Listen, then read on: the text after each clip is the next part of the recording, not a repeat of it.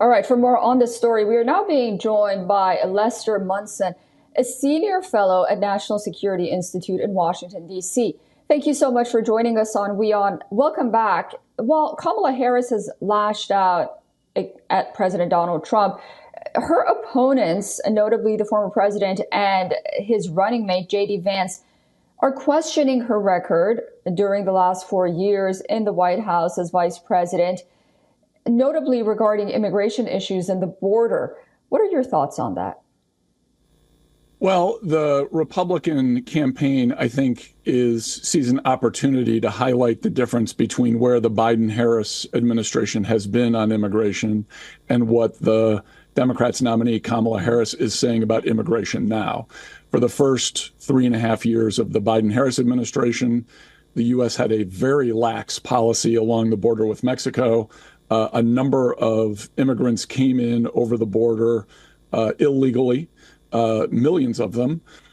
Now Kamala Harris is sounding like she's going to be tough on the border and control the border and secure the border. So I think it's totally fair game for the Republicans, Donald Trump and J.D. Vance, to be highlighting this difference. If she's really for securing the border, why didn't her administration do it for the last 3 years?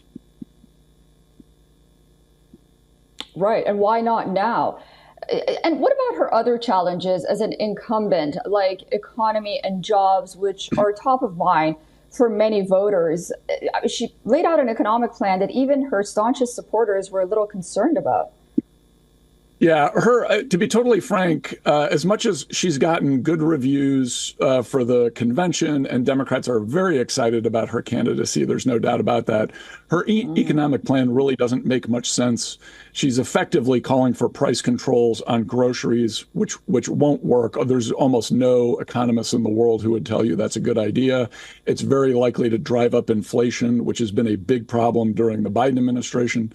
Which, of course, Kamala Harris has been a big part of, and she hasn't really addressed economics in a way that makes sense. Her polling numbers against Donald Trump on the economy are quite bad. It's actually much better for Trump. She needs a better and more coherent plan, I think, to be able to sustain a campaign against him for the next 2.5 months. So I would look for the Democrats to kind of change up the way they're talking about the economy after this convention in Chicago.